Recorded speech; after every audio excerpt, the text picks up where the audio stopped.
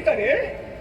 ಯಾರಿಗೂ ಕಾಣಬಾರದು ಅನ್ನೋ ಉದ್ದೇಶದಿಂದ ಶರದಿಯ ಗರ್ಭವನ್ನು ಸೇರಿ ಅಲ್ಲೇ ಈ ಸಲ ಒಂದು ಮನೆ ಮಾಡುವುದಕ್ಕೆ ಯೋಚನೆ ಮಾಡ್ತಾ ಇದ್ದಾರೆ. ಯಾರಾದರೂ ಶರದಿ ಗರ್ಭದಲ್ಲಿ ಹೋಗಿ ಮನೆ ಮಾಡಿ ನಿಂತ್ರೆ ಅದು ನಿಲ್ಲುವುದಕ್ಕೆ ಸಾಧ್ಯ ಉಂಟು, ಅಲ್ಲ ಬದುಕುವುದಕ್ಕೆ ಸಾಧ್ಯ ಉಂಟು. ಆದ್ರೆ ಇವರಿಗೊಂದು ಪಾಠ ಕಲಿಸಬೇಕಾಗಿದೆ. ನಾರಾಯಣನಾದಂತಹ ನಾನು ಅವನನ್ನು ಹುಡುಕುತ್ತಾ ಮುಂದುವರಿದ್ದೇನೆ.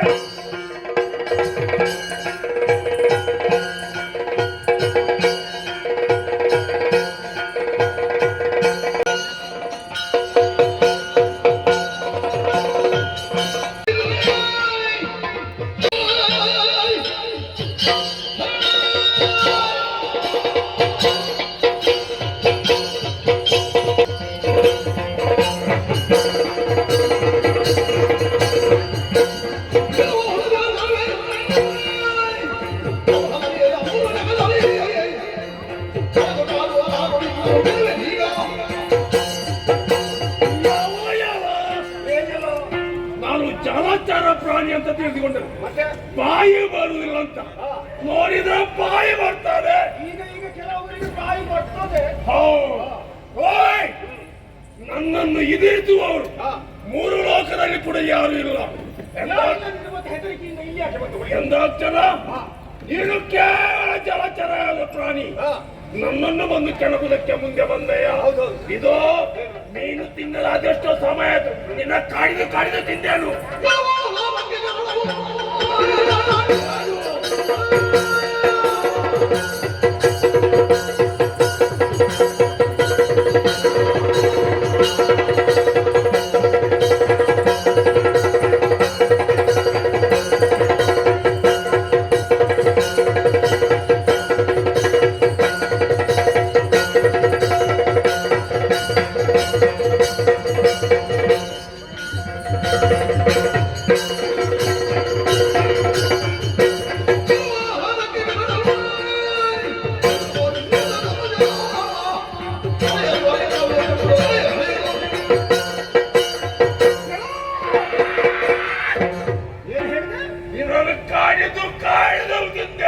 ತಿನ್ನೋದೇ ತುಂಬಾ ಸಮಯ ಆಯ್ತಾ? ಇನ್ನು ನೀನು ತಿನ್ನುವುದಕ್ಕಿಲ್ಲ, ಉಳಿಯುವುದಕ್ಕಿಲ್ಲ. ಯಾಕೆ? ಏನಂತ ಭಾವಿಸಿದ್ದಿ? ಅಂತರ್ಯಾನು ಮಹಾ ಸೇವಿಸುವಂತ ಆಹಾರ ಅದು ಸರಿಯಾಗಿದ್ರೆ ಮಾತ್ರ ಗಂಟಲಿನಿಂದ ಒಳಗೆ ಹೋಗಿ ಹೊಟ್ಟೆ ಸೇರ್ತದೆ. ಗಂಟಲಲ್ಲಿ ಒಳಗೆ ಹೋಗದೆ ಹೆಬ್ಬೆರಳು ತುರುಕಿಸಿಯಲು. ನಿನ್ನ ಹೆಬ್ಬೆರಳು ಎಷ್ಟು ದೊಡ್ಡದುಂಟು? ಎಷ್ಟು ದೊಡ್ಡದುಂಟು? ಸಾಕು ನಿನ್ನನ್ನು ತುರುಕಿಸಿದ. ಏನು? ಗಂಟಲಲ್ಲಿ ಇರುವ ದುಡ್ಡು ನಾನಲ್ಲ. ಒಂದು ವೇಳೆ ನನ್ನನ್ನು ಆ ರೀತಿ ತಿನ್ನುವುದಕ್ಕೆ ಮುಂದೆ ಹೋದ್ರೆ ಅದುವೇ ವಿಷವಾಗಿ ಪರಿಗಣಿಸದೆ. ಯಾರಂತ ಭಾವಿಸಿದ್ದಿ? ಅಲ್ಲ, ನಾರಾಯಣ.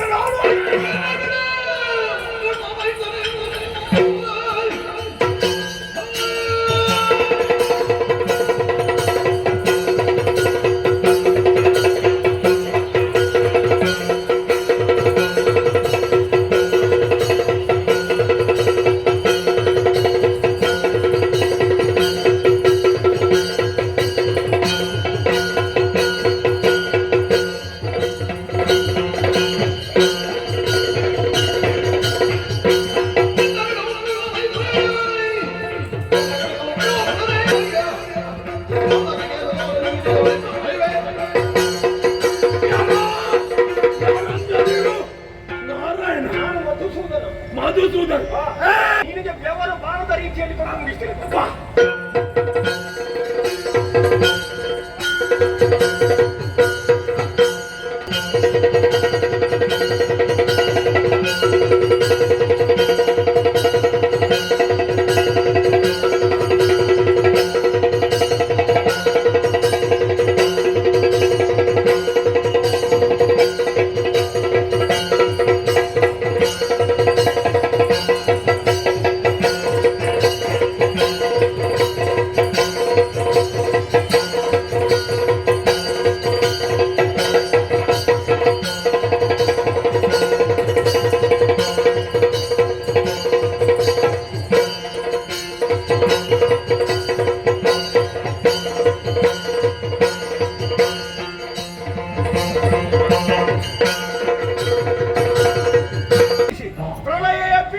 ಇವನನ್ನು ಕೊಂದು ಮುಗಿಸಿದರು.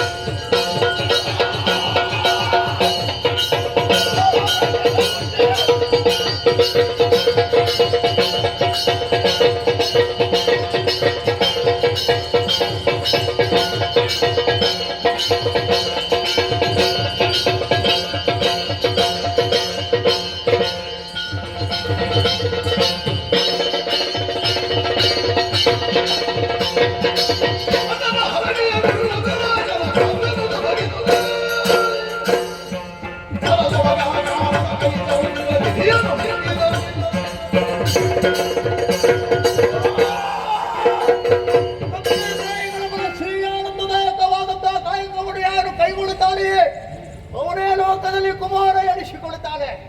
ನಮ್ಮೊಬ್ಬರೊಬ್ಬರಲ್ಲಿ ಒಬ್ಬರಾದಂತಹ ಕಶ್ಯಪ ಹಾಗೂ ದಿತಿ ದೇವಿಗೆ ಮಗನಾಗಿ ಹುಟ್ಟಿಕೊಂಡವರು ನಾವೇ ಇರುವರು. ಹಿರಿಯವನಾದಂತಹ ಹಿರಣ್ಯ ಕಶ್ಯಪ, ಕಿರಿಯವನಾದಂತಹ ಹಿರಣ್ಯಾಕ್ಷ.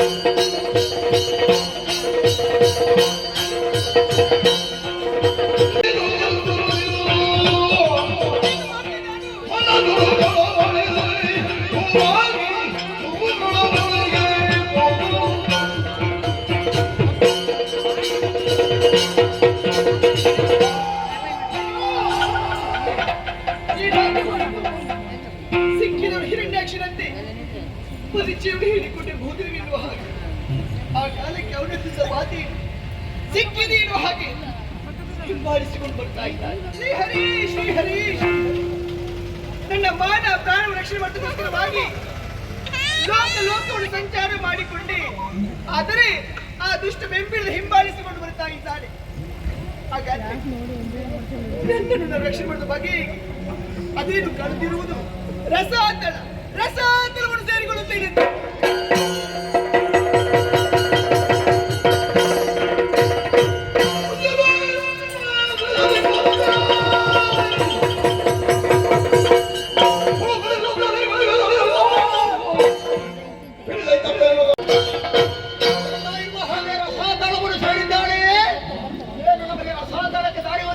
ಭಾವಿಸಿದ್ದಾಳೆ. ಹಾಗಾಗಿ ವಿಳಂಬ ಸಲ್ಲದು. ಇದು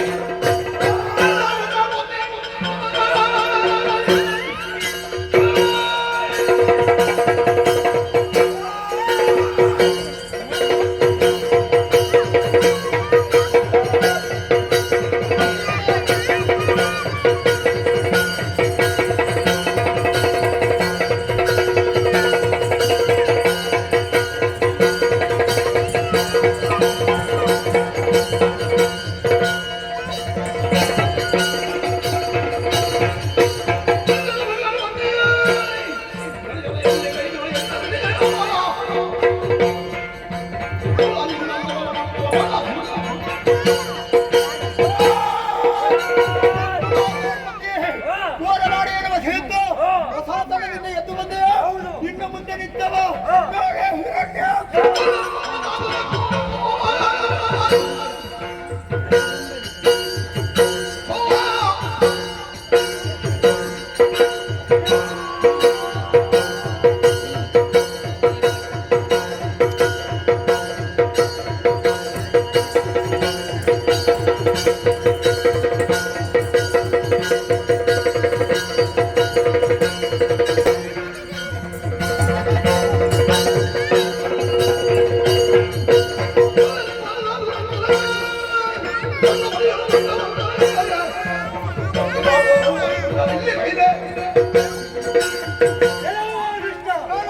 ನೀನೇನೆಂಬುದನ್ನು ಸರಿಯಾಗಿ ಅರ್ಥೈಸಿಕೊಂಡವನಾಗಿದ್ದೇನೆ. ಬ್ರಹ್ಮದೇವನಿಂದ ವರವನ್ನು ಪಡೆದೆಯ, ಇಂದ್ರಾದಿ ಮನಸ್ಸನ್ನು ಬಗ್ಗು ಪಡೆದೆಯ, ಬ್ರಾಹ್ಮಣರನ್ನು ಹಿಂಸಿಸುತ್ತಾ ಮುಂದುವರಿದೆಯ, ಗರ್ಭಿಣಿ ಸ್ತ್ರೀಯರ ಗರ್ಭಪಾತವನ್ನೇ ಮಾಡಿದೆಯ. ಅಷ್ಟಕ್ಕೆ ಮುಗಿಯಲಿಲ್ಲ, ನನ್ನ ಮಡದಿಯಾದಂತಹ ಭೂದೇವಿಯನ್ನು ಗೆಲ್ಲುವುದಕ್ಕೆ ಮುಂದಾದೆಯ. ಬಂದವ ಸಾಮಾನ್ಯನಲ್ಲ, ಲಕ್ಷ್ಮೀನಾರಾಯಣನೇ ವರಾಹ ರೂಪವಾಗಿ ಬಂದಿದ್ದೇನೆ.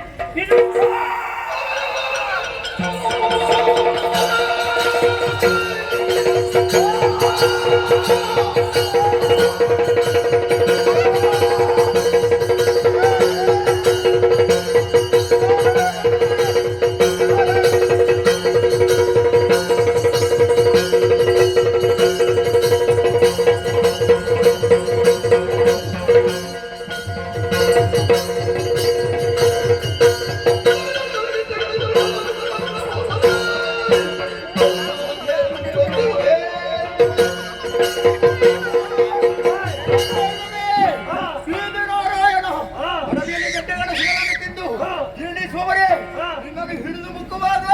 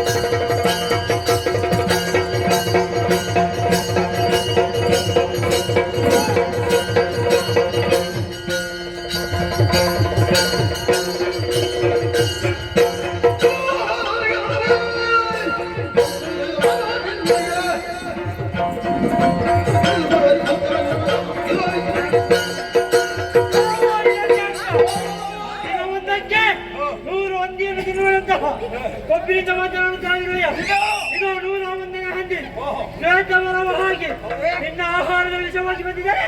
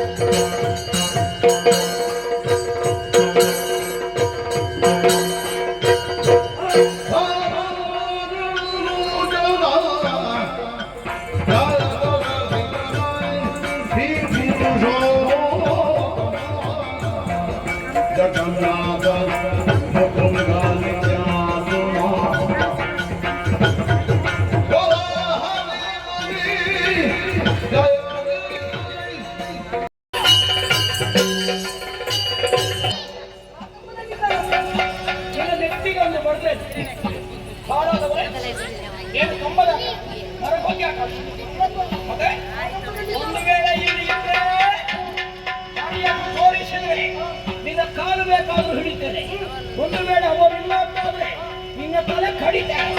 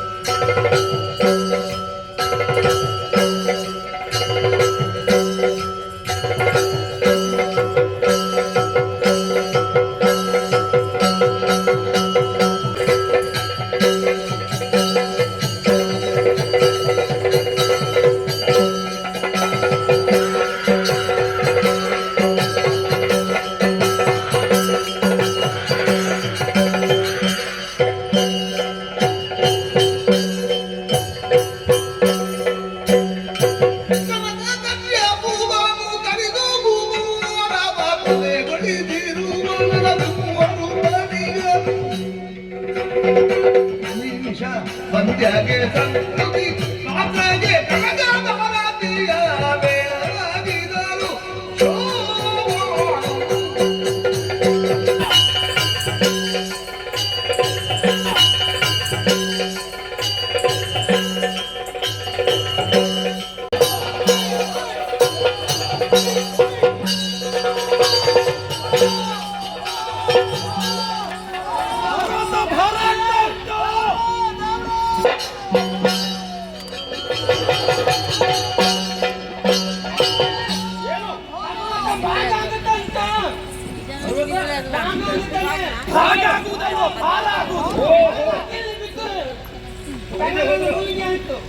ಯೋಚನೆ ಮಾಡಬೇಕಾಗಿಲ್ಲ. ಅಮೃತ ಕ್ಷಣ ಮೂಲಕವಾಗಿ ಯುದ್ಧವನ್ನು ಎಬ್ಬಿಸುತ್ತೇನೆ. ನಾನೇ ಇರುವಂತಹ ಗರುಡನನ್ನೇ ಕಳುಹಿಸಿದ್ದೇನೆ. ಅವನ ಹೆಗಲನ್ನಿರಿಸಿ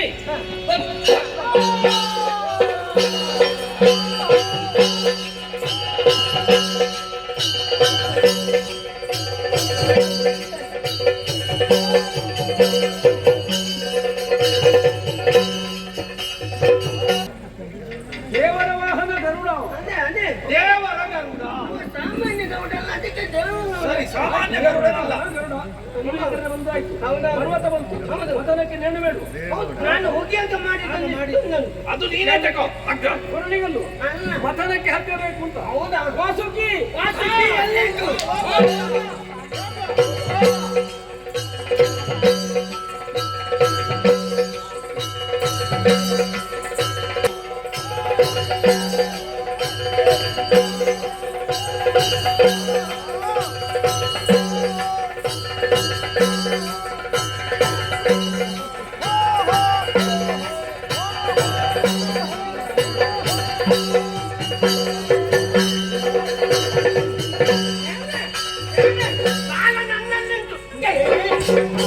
ಯಾರ ಬಾಲ? ವಾಸುಕಿ ಹೌದು. ನೀನು ಕೆಲಸ ಕಳ್ಳ. ನೀನು ಯಾವುದನ್ನು ಹಿಡ್ಕೊಂಡು ಬಾಲ ಅಂತ ಹೇಳ್ತಾನ. ನಾನು ಬಾಲ ವಾಸುಕಿ ಹೋಗಿ ಬಂದದ್ದಲ್ಲ, ಹೋಗಿ ಕಳಕೊಂಡು ಬಂದದ್ದು. ಬಲಿರಾಯ ವಾಸುಕಿಯನ್ನು ಪರ್ವತಕ್ಕೆ ಸುತ್ತಿ ಸರಿ. ಪರ್ವತವನ್ನು ಮಥನಕ್ಕೆ ಅನುಕೂಲವಾಗಿ ಸಮುದ್ರದ ಮಧ್ಯದಲ್ಲಿರಿಸಿ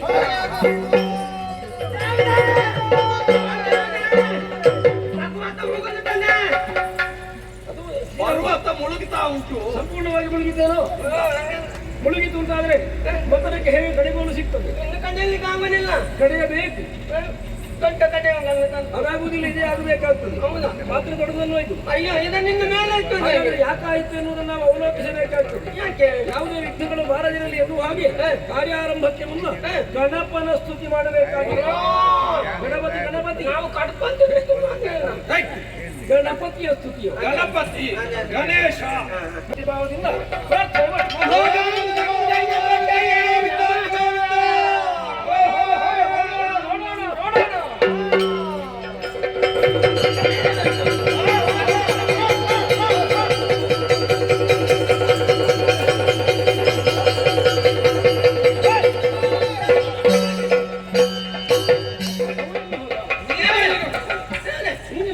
ನೀಗಿನ ಅಡಿಯಲ್ಲಿ ಎಂತ ಒಂದು ಹೋಯ್ತು, ಕಪ್ಪಿದ್ದು ಕಪ್ಪುತ್ತು, ಅದೇ ಅಂಗಾವತ್ತು ಕಪ್ಪು. ಅದು ಕೂರ್ಮ ಇನ್ನು ಮಸಾಲೆ ಬರ್ತದ? ಬರ್ತದೆ. ಯಾವ ಕೂರ್ಮ ಅಂತ ಕೇಳಿದ್ಯಾ? ಇಲ್ಲ. ಸಣ್ಣ ಕಾಲ ಕೂರ್ಮ ಅಲ್ಲ, ಭಾರಿ ಕೂರ್ಮ. ಭಾರಿ ಗಾತ್ರದ ಕೂರ್ಮ ಒಂದು ಸಮುದ್ರದಡಿಗೆ ಹೋದದನ್ನಷ್ಟು ನೀ ಕಂಡೇ ಅಷ್ಟೇ. ಈಗ ಪರ್ವತವನ್ನು ಸರಿಯಾಗಿ ನೋಡುತ್ತೆ. ಮೇಲೆ ತಿಳಿತದ್ದು ಯಾವುದೇ ಇಲ್ಲ. ಕೆಳಗೆ ಸಾಗಿದಂತಹ ಕುರ್ಮ ಸುಸಿಯುವಂತಹ ಪರ್ವತಕ್ಕೆ ತನ್ನ ಬೆನ್ನನ್ನು ಕೊಟ್ಟು ಧರಿಸಿ ಅಲ್ಲ, ಆ ಕುರ್ಮ ಎಲ್ಲಿ ಅವರಿಗೆ? ಎಲ್ಲಿ ಕೃಷ್ಣನಿಗೆ ಈ ಸಮುದ್ರ ಮತ ನಿರ್ವಹಣೆ ಅಧ್ಯಕ್ಷನಾದ ನಾನೇ ನನ್ನ ಅಂಶದಿಂದ ಕೂರ್ಮಾವತಾರಿಯಾಗಿ ಕುಸಿಯುವ ಮಂದರಗಿರಿಯನ್ನು ಎತ್ತಿದೆ. ಮಂದರೋದ್ಧಾರ. ಈಗ ಗೊತ್ತಾಯ್ತು, ಇದು ಕೇಶವನ ಕೂರ್ಮ.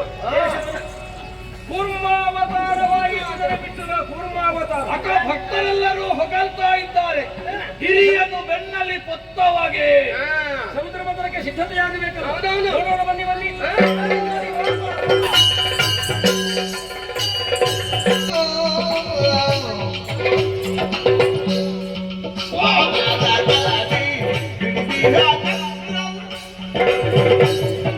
ದಕ್ಷಿಣ ಕರದೊಳಗೆ ಸಣ್ಣವರು ಸರಿದಿದ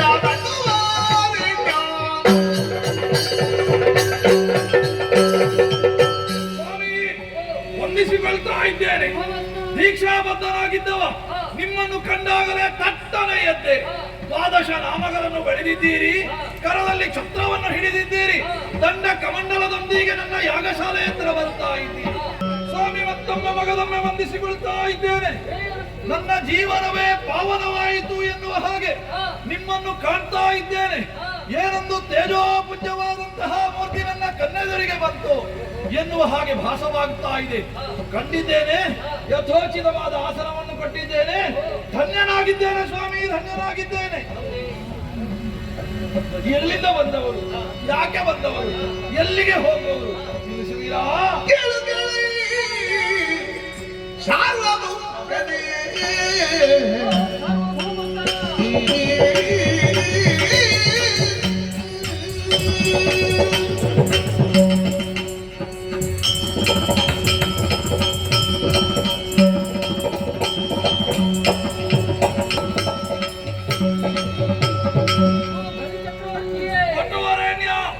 ಕೀರ್ತಿಗಳನ್ನು ನಾನು ಕೇಳಿ ಬಂದೆ. ಸರಿ, ಭೂಲೋಕವನ್ನು ವಶಪಡಿಸಿಕೊಂಡಿದ್ದು ಓಹೋ, ಮಾತ್ರವಲ್ಲ, ನೀನು ಮಾಡುತ್ತಿರುವಂತಹ ಯಾಗವು ನಾ ಭೂತವ ನಾ ಭವಿಷ್ಯತಿ ಅಂತಹ ಒಂದು ಮಹತ್ತರವಾದ ಯಾಗವನ್ನು ಮಾಡ್ತಾ ಇದ್ದೆ.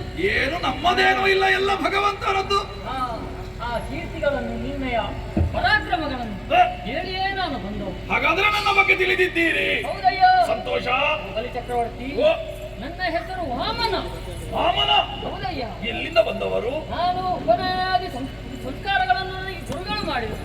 ಅವರಿಂದ ಆಶೀರ್ವಾದವನ್ನು ಪಡೆದು ಮಾತಾಪಿತೃಗಳಿಂದ ಅಪ್ಪಣೆಯನ್ನು ಬೇಡಿ ಲೋಕ ಕಲ್ಯಾಣಾರ್ಥವಾಗಿ ನಾನು ಹೊರಟವ. ಸರಿ, ಆದರೆ ಮನದಲ್ಲಿ ಒಂದು ಆಸೆಯಾಗಿ ಏನು ಸ್ವಾಮಿ? ದಾನ ಪಡೆಯಬೇಕು. ದಾನ ಪಡೆಯಬೇಕು. ಆ ಹೊತ್ತಿಗೆ ಯಾರಿಂದ ಪಡೆಯಲಿ, ಯಾರಿಂದ ಪಡೆಯಲಿ ಎನ್ನುವಂತ ಚಿಂತೆ ನನ್ನನ್ನು ಆವರಿಸಿದಾಗ ಎಲ್ಲರಲ್ಲಿ ಕೇಳಿದೆ, ಲೋಕದಲ್ಲಿ ಶ್ರೇಷ್ಠರು ಯಾರು, ದಾನಿಗಳು ಯಾರು? ಆಗ ನಿನ್ನ ಹೆಸರನ್ನು ಕೇಳಿದ್ದೇನೆ. ನನ್ನ ಕೀರ್ತಿ ಲೋಕ ಮೂರರಲ್ಲಿ ಉಪಸರಿಸಿದೆ. ಬಲಿ ಚಕ್ರವರ್ತಿ ದಾನಶೂರ, ಪಡೆದರೆ ಅವನಲ್ಲಿಯೇ ಪಡೆಯಬೇಕು. ಸರಿ, ಉದ್ದೇಶದಿಂದ ಈಯೆಡೆಗಾಗಿ ಬಂದೆ. ನನಗೆ ದಾನ ಕೊಡುವೆಯಾ? ದಾನ ಬೇಕೆ? ಹೌದಯ್ಯ. ಸ್ವಾಮಿ,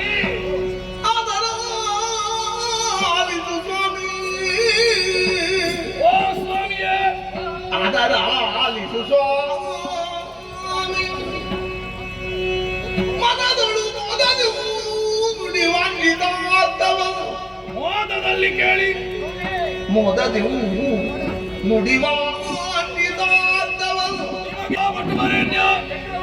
ಸಣ್ಣ ಪ್ರಾಯದಲ್ಲಿ ಎಷ್ಟೋ ಪವಿತ್ರ ಧಾರಣೆ ಮಾಡಿ ಭಿಕ್ಷಾಟನೆಗಾಗಿ ಹೊರಟು ಬಂದಿದ್ದೀರಿ. ಸಂತೋಷವಾಯಿತು. ಯಜ್ಞವನ್ನು ಮಾಡುತ್ತಿದ್ದರೂ ಕೂಡ ಬ್ರಾಹ್ಮಣೋತ್ತಮರಿಗೆ ಕರೆ ಕರೆದು ದಾನಗಳನ್ನು ಕೊಡ್ತಾ ಇದ್ದೇನೆ. ಬಲಿಚಕ್ರವರ್ತಿಯ ಬಳಿಯಲ್ಲಿ ಬಂದು ದಾನ ಬೇಕು ಎನ್ನುವ ಹಾಗೆ ಕೇಳ್ತಾ ಇದ್ದೀರಿ. ಮನಸ್ಸಿನಲ್ಲಿ ಯಾವುದೇ ಮುಚ್ಚುಮರೆ ಬೇಡ. ನೀವು ಸಣ್ಣ ಪ್ರಾಯದವರು, ಬಲಿಚಕ್ರವರ್ತಿ 3 ಲೋಕದಲ್ಲೂ ಕೀರ್ತಿವಂತ. ಹೇಗೆ ಕೇಳುವುದು, ಏನು ಕೇಳುವುದು ಎನ್ನುವ ಸಂಕೋಚವಿಲ್ಲದೆ ಏನು ಕೇಳಿದರು ಮನದಲ್ಲಿ ಒಪ್ಪಿಗೆಯಾಗುವುದನ್ನು ನಿಮಗೆ ನಾನು ಮನಪೂರ್ವಕವಾಗಿ ಕೊಡುವುದಕ್ಕೆ ಸಿದ್ಧನಿದ್ದೇನೆ. ಭಾಷೆ ಬೇಕೆ? ಇದು ಏನು ಕೇಳಿದರೂ ಕೊಡುವುದಕ್ಕೆ ಸಿದ್ಧನಿದ್ದೇನೆ. ಮೇದಿನಿಯಲಿ ನನ್ನ ಪದದೋಳ್, ಮೇದಿನಿಯಲಿ ನನ್ನ ಪದದೋಳ್, ಆದ ಮೂರನೆಯನ್ನು ಕರುಣಿದು. ಸ್ವಾಮಿಯೇ, ಯಾಕೆ? ಕೇಳಿದ್ದನ್ನು ಕೊಡ್ತೇನೆ. ನನಗೆ ಹೆಚ್ಚಿಗೇನು ಬೇಡ. ಮತ್ತೆ ನನ್ನ ಪದದಿಂದ ಅಲೆದಂತ 3 ಅಡಿ ಭೂಮಿಯನ್ನು ನನಗೆ ದಾನವಾಗಿ ನೀಡಯ್ಯ. ಏನು ಹೇಳಿದಿರಿ? 3 ಅಡಿ ಭೂಮಿ? ಏನು ಸ್ವಾಮಿ ನಿಮ್ಮ ಮಾತಿನ ದಾಟಿ? 14 ಲೋಕವು ತನ್ನಂಕೆಯಲ್ಲುಂಟು. ಒಂದು ಭೂಮಿಯನ್ನೇ ಕೇಳಿ ಅಥವಾ ಒಂದು ಲೋಕವನ್ನೇ ಕೇಳಿ, ನಾನು ನಿಮಗೆ ಬೈಯುವುದಿಲ್ಲ. ಕೇಳಿದ್ದನ್ನು ಕೊಡ್ತೇನೆ ಅಂತ ಹೇಳಿದ ಮೇಲೆ ಕೊಡುವುದೇ. ಆದರೆ ಪಡೆದುಕೊಂಡವನಿಗೆ ಅದರಿಂದ ಪ್ರಯೋಜನವಾಗಬೇಕು. 3 ಅಡಿ ಪಾದದಿಂದ ಏನು ಮಾಡುವುದಕ್ಕೆ ಸಾಧ್ಯ ಉಂಟು? ಒಂದು ಸರಿಯಾಗಿ ನೆಲೆಯಲ್ಲಿ ನಿಂತುಕೊಳ್ಳಬೇಕಾದರೂ ಒಂದು 10 ಅಡಿ ಆದರೂ ಬೇಕು, 6 ಅಡಿ ಆದರೂ ಬೇಕು. ಈ 3 ಅಡಿಯಿಂದ ಏನು ಪ್ರಯೋಜನ? ಅದೆಲ್ಲ ಬೇಡ. ಒಂದು ಲೋಕವನ್ನೇ ಕೊಡ್ತೇನೆ. ಯಾವುದು ಬೇಕು ಕೇಳಿ. ನೀನು ಕೊಡುವುದಾದ್ರೆ ಒಂದು ಯಾಕೆ? 14 ಲೋಕವನ್ನು ಕೇಳಿದ್ರು ನನಗೆ ನೀನು ನೀಡು. ಕೊಡುವುದೇ. ಆದರೆ ಪಡೆದುಕೊಳ್ಳುವವ ನಾನು ಯೋಚನೆ ಮಾಡಬೇಡ. ಏನು ಯೋಚನೆ? ಎಲ್ಲವನ್ನು ಲೋಕ ಕಲ್ಯಾಣಾರ್ಥವೇ ನನ್ನ ಗುರಿ. ಆದ್ದರಿಂದ ಹೆಚ್ಚಿಗೆ ಬೇಡ. ಆಸೆ ಇರುವ ಹಾಗೆ ದುರಾಶೆ ಆದರೆ ಅದು ದುಃಖಕ್ಕೆ ಕಾರಣವಾಗ್ತದೆ. ಇನ್ನೂ ಯೋಚನೆ ಬೇಡ. ನಿಮ್ಮ ಮನಸ್ಸು ಎಷ್ಟು ಉಂಟು ಎನ್ನುವುದಾಗಿ ತಿಳಿಯಿತು. ಕೇಳುವುದಕ್ಕೆ ಸಂಕೋಚವಾಗ್ತಾ ಉಂಟು. ಆದರೆ ಕೊಡ್ತೇನೆ ಅಂತ ಹೇಳಿದ ಮೇಲೆ 3 ಅಡಿ ಭೂಮಿಯನ್ನು ಇದೋ ದಾನ ರೂಪವಾಗಿ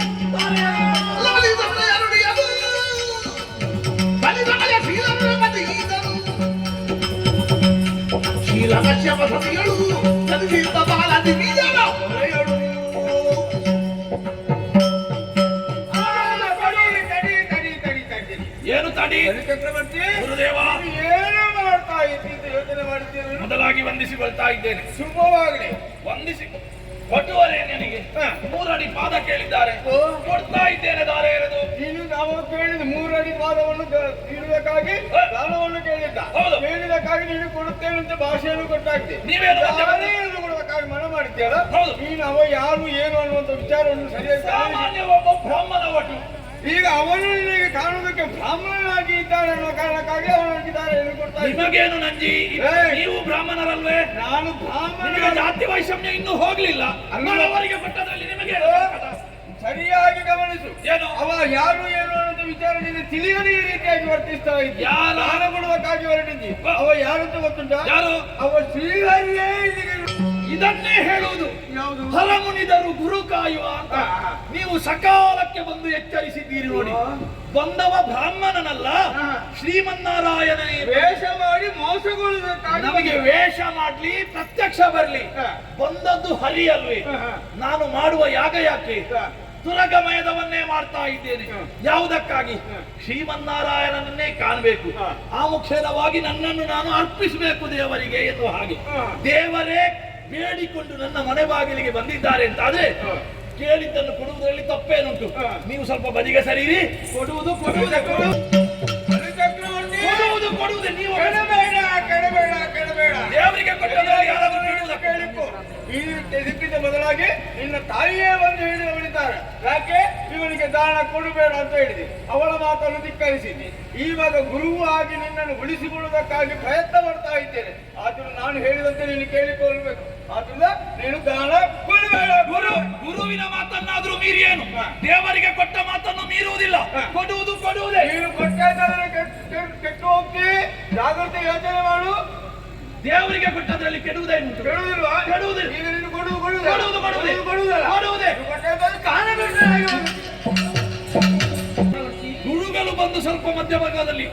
ಏನಾದ್ರೂ ಸಮಸ್ಯೆ ಮಾಡಿದ್ರು ಯೋಚನೆ ಮಾಡಬೇಡಿ. ನೀವು ಕೇಳಿದ್ದನ್ನು ಕೊಡುವುದೇ. ನನ್ನ ಮಡದಿಯಾದ ಸಂಧ್ಯಾವಳಿಯನ್ನು ಕರೆದಿದ್ದೇನೆ. ಸುವರ್ಣ ಖಚಿತ ಕಲಶದಲ್ಲಿ ದಾರೆ ಎರೆದು ನಿಮಗೆ ಕೊಡ್ತಾ ಇದ್ದೇನೆ. ಕವಾಟದಿಂದ ಇಳಿಯುವುದಿಲ್ಲ, ದಾರೆ ಎರೆಯದೆ ಕೊಟ್ಟದ್ದು ಸೇರುವುದಿಲ್ಲ. ನಾನು ಏನು ಅಂತ ಅರ್ಥವಿಟ್ಕೊಂಡು ಏನಾಯಿತು? ದರ್ಪೆಯಿಂದ ಇದರ ಮೂತಿಗೆ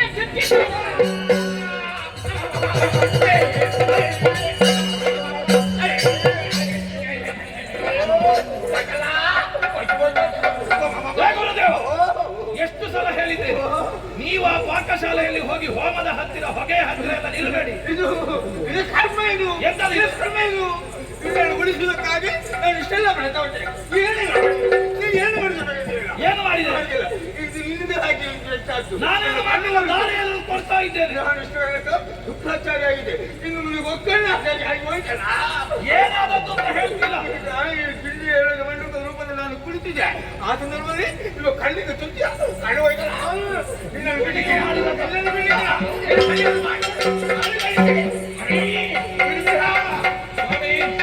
ಈಗ ಅರ್ಥವಾಯಿತು. ಅವರು ಮಂಡೂಕವಾಗಿ ಇದರೊಳಗೆ ನಿಂತಿದ್ರಂತೆ. ನೀವು ಚುಚ್ಚಿದ್ದೆ ತಡ, ಅವರ ಒಂದು ಕಣ್ಣು ಹೋಗಿದೆ. ಇನ್ನು ಮುಂದೆ ಗುರುಗಳು ಒಕ್ಕನ್ನ ಇದು ದಾರೆ ಎರೆದು ಕೊಡ್ತಾ ಇದ್ದೆ.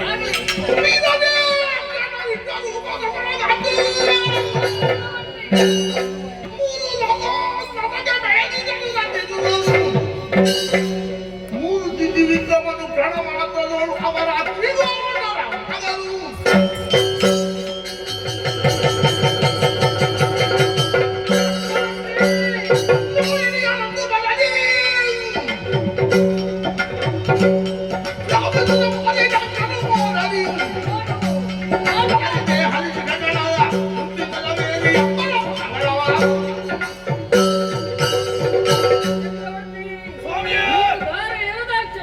ವಿಶ್ವವಿರಾಟ ಸ್ವರೂಪವನ್ನು ತಾಳಿದ್ದೇನೆ. ಸರಿ, ನೋಡಿಕೋ ನಾನು ಯಾರು ಎಂಬುದು. ನೀನು ಹೇಳಿದೆ 3 ಅಡಿ ಭೂಮಿಯನ್ನು ಕೊಡ್ತೇನೆ ಅಂತ. ಕೊಡುವುದೇ ಹೌದಲ್ವಾ? 1ನೇ ಅಡಿಯಲ್ಲಿ ಕೆಳಗಿನ 7 ಲೋಕವನ್ನು, 2ನೇ ಅಡಿಯಲ್ಲಿ ಮೇಲಿನ 7 ಲೋಕವನ್ನು, ಯೋಮವನ್ನು ಅಳೆದಿದ್ದೇನೆ. ಓ ಚಕ್ರವರ್ತಿ, ಕೊಟ್ಟ ಮಾತಿಗೆ ನೀನು ತಪ್ಪಬಾರದು. ಸರಿ, ಇಲ್ಲದಿದ್ದರೆ ನರಕ ಭಾಜನಾಗ್ತಿ. ಆದ್ದರಿಂದ ಉಳಿದಿರುವ 1 ಅಡಿ ಪೀಠವನ್ನು ಎಲ್ಲಿ ಇಡಲಿ ಬಲಿ? ಕಂಡೆ ಸ್ವಾಮಿ, ಕಂಡೆ. ನೀನು ಯಾರು, ಏನು, ಎಷ್ಟು ಎನ್ನುವುದನ್ನು ತಿಳಿದುಕೊಂಡೆ. ಕೇವಲ 3 ಅಡಿ ಭೂಮಿಯನ್ನು ಕೇಳಿದೆ. ಮೊದಲನೆಯ ಪಾದದಲ್ಲಿ ಭೂಮಿಯಿಂದ ಕೆಳಗಿರುವ 7 ಲೋಕವನ್ನು ಅಳೆದೆ. ಮತ್ತೆ 2ನೆಯ ಪಾದದಲ್ಲಿ ಭೂಮಿಯಿಂದ ಮೇಲಿನ ವ್ಯೋಮಲೋಕ 7 ಅಳೆದೆ. 3ನೆಯ ಪಾದವನ್ನು ಇಡುವುದಕ್ಕೆ ಸ್ಥಳ ಎಲ್ಲಿ ಅಂತ ಕೇಳ್ತಾ ಇದ್ದೆ. ನಾನು ಆಡಳಿತ ಮಾಡುವ 14 ಲೋಕವು ನಿನಗೆ ಸಮರ್ಪಿತವಾಗಿದೆ. ಹಾಗಾದರೆ 3ನೆಯ ಪಾದಕ್ಕೆ ಸ್ಥಳ ಎಲ್ಲಿ ಅಂತ ಕೇಳ್ತಾ ಇದೆಯಲ್ಲ. ವರುಣ ಪಾಶದಿಂದ ನನ್ನನ್ನು ಬಿಗಿದೆ ಸ್ವಾಮಿ, ಇನ್ನೇನು ಮಾಡುವುದಕ್ಕೆ ಸಾಧ್ಯವಿಲ್ಲ ಇವನಿಗೆ ಎನ್ನುವ ಹಾಗೆ ಯೋಚನೆ ಮಾಡಬೇಡ. ನಿನ್ನನ್ನು ನೋಡುವುದಕ್ಕೆ ಬೇಕಾಗಿ ಮುನಿಗಳು, ಯಕ್ಷ, ಗಂಧರ್ವ, ಕಿನ್ನರ, ಕಿಂಪುರುಷ, ಸಿದ್ಧ, ಸಾಧ್ಯರು ಯಾರು ಕೂಡ ನಿನ್ನನ್ನು ಕಾಣುವುದಕ್ಕೆ ಪ್ರಯತ್ನ ಪಟ್ಟರು ಅವರಿಗೆ ಕಾಣ ಸಿಗದಂತಹ ನಿನ್ನ ಪುನೀತ ಪಾದ ನನಗೆ ಕಾಣ್ತಾ ಇದೆ. 3ನೆಯ ಪಾದವನ್ನು ಇಡುವುದಕ್ಕೆ ಸ್ಥಳವನ್ನು ತೋರಿಸ್ತಾ ಇದ್ದೇನೆ, ಬೇರೆ ಎಲ್ಲಿವಲ್ಲ. ಇದು ನನ್ನ ಶಿರದಲ್ಲಿ ಧರಿಸು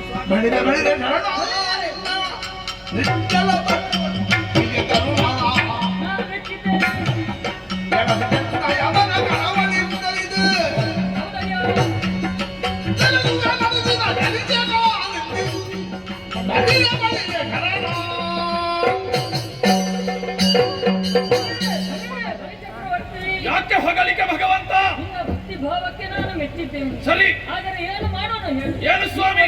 ಹನುಮಂತರ ಶುಕ್ರನಿಗೆ ಮೀಸಲಾಗಿದೆ. ಇದು 3 ಮೂರ್ತಿಗಳ ಆದೇಶ. ಸರಿ, ಇದನ್ನು ಮೀರುವುದಕ್ಕೆ ನನ್ನಿಂದ ಸಾಧ್ಯವಿಲ್ಲ. 3 ಮೂರ್ತಿಗಳಲ್ಲಿ ನೀವು ಒಬ್ಬರಲ್ವೇ? ಹೌದಯ್ಯ.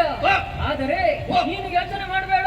ಮುಂದೆ ಬರುವಂತಹ ಸೂರ್ಯ ಸಾವರ್ಣಿ ಹನುಮಂತರದಲ್ಲಿ ನಾನೇ ನಿನಗೆ ಇಂದ್ರ ಪದವಿಯನ್ನು ಅನುಗ್ರಹಿಸ್ತೇನೆ. ಧನ್ಯನಾದೆ. ಮಾತ್ರವಲ್ಲ, ನಾನು ನಿನ್ನ ಪದದಲ್ಲಿ ನಿನ್ನನ್ನು ರಸಾತಳಕ್ಕೆ ಹಚ್ಚುವ ಮೂಲಕ ಆಮೇಲೆ ಅಲ್ಲಿಯೇ ಗದಾಧರ ಮೂರ್ತಿಯಾಗಿ ನಿನ್ನನ್ನು ನಾನು ರಕ್ಷಣೆ ಮಾಡ್ತಾ ಇದ್ದೇನೆ. ಧನ್ಯನಾದೆ. ಮೂಲಕದಲ್ಲಿ ನಿನ್ನನ್ನು ಯಾರು ಬಯಸುತ್ತಾರೋ ಅವರಿಗೆಲ್ಲ ಕೈವಲ್ಯ ಪದವನ್ನು ನಾನು ಕರುಣಿಸ್ತೇನೆ. ಅಷ್ಟು ಮಾತ್ರವಲ್ಲ, ನೀನು ನೀಡಿದಂತಹ ನಿನ್ನ ಶಿರ ಇದು ನನ್ನ ಪಾದವನ್ನು ನಿನ್ನ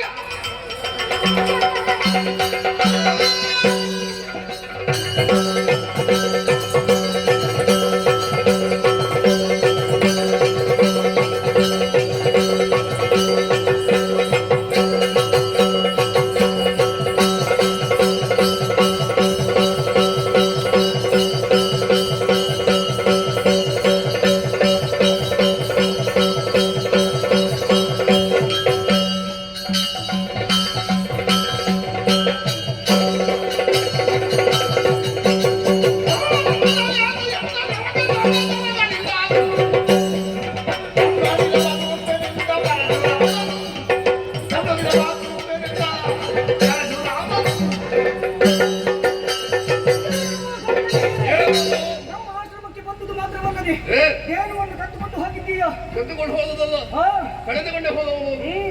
ಹಾಗಾಗಿ ಕೇಳುವುದಕ್ಕೆ ಬಂದವನಿದ್ದೇನೆ. ಏನು? ಸಾಮದಿಂದ ಕೇಳುತ್ತೇನೆ, ದೇಹವನ್ನು ಬಿಟ್ಟುಕೊಡು. ಕೊಡಲಾರೆ. ದಾನವಾಗಿ ನೋಡುತ್ತೇನೆ, ಬಿಟ್ಟುಕೊಡು. ಕೊಡಲಾರೆ, ಕೊಡಲಾರೆ.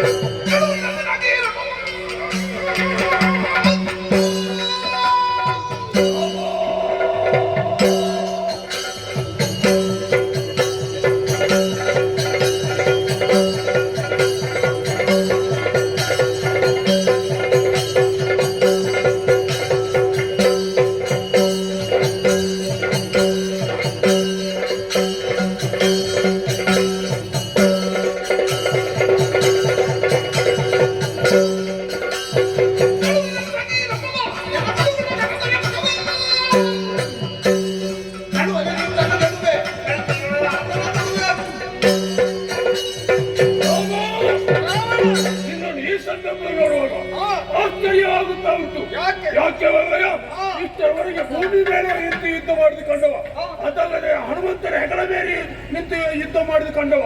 ಈಗ ರಥವನ್ನೇ ಅರಿಯಲಿ ಯುದ್ಧ ಮಾಡ್ತಾ ಇದ್ದೆ. ಹೌದು. ರಥದಲ್ಲಿ ಸಾರಥಿ ನೋಡಿದ್ದೆ, ಇದು ಮಾತಾಡೇ ಅಲ್ವಾ? ಇಂದನ ರಥ ಮೊದಲು ನಿನ್ನನ್ನು ಮತ್ತೆ ಅವನನ್ನು ನೋಡಿ.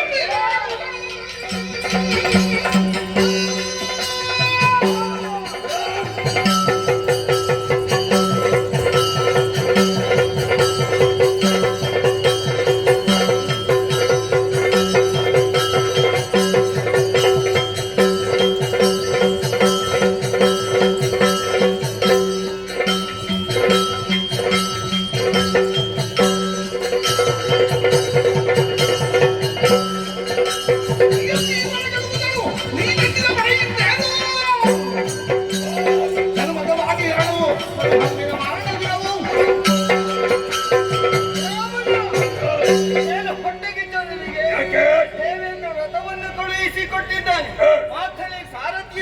ಇದ್ದಾನೆ. ರಥವನ್ನು ಏರಿ ಯುದ್ಧ ಮಾಡ್ತಾ ಇರುವವನು ರಾಮ.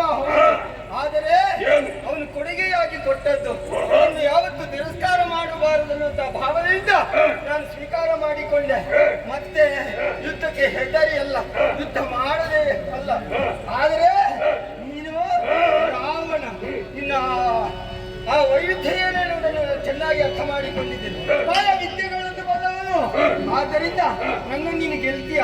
ಏನು ಮಾಟ ಮಾಡಿ ಗೆಲ್ತೀಯ ಅಲ್ಲ ಮಾರಣ ಮಾಡಿ ಗೆಲ್ತೀಯ?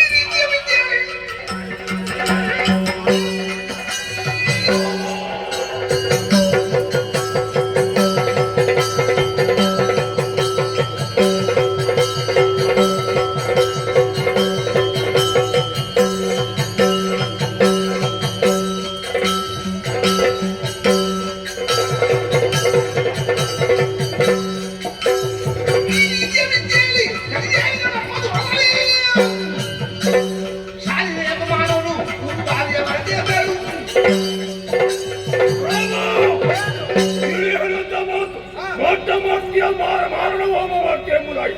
ರಾಮ, ನಮಗೆ ಗೆಲುವು ಮುಖ್ಯ ಆದದ್ದು. ಮಾರಣ ಮಾಡ್ತೇವೆ ಅಥವಾ ಮಾಟ ಮಾಡ್ತೇವೆ ಕೇಳುವುದಕ್ಕೆ ಯಾರು ನಮಗೆ ಬೆನ್ನುತ್ತೇವೆ.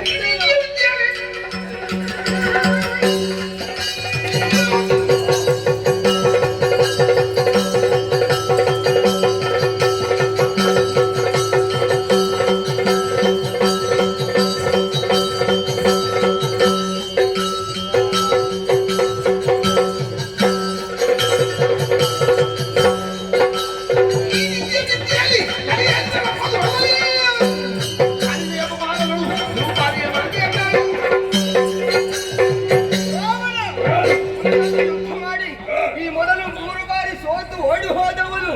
ಆದ್ದರಿಂದ ಇವತ್ತು ಗೆಲ್ತೇನೆ ಅಂತ ಭರವಸೆ ನಿನಗೆ ನಿನ್ನ ಶಿರವನ್ನೇ ತರಿತೇನೆ.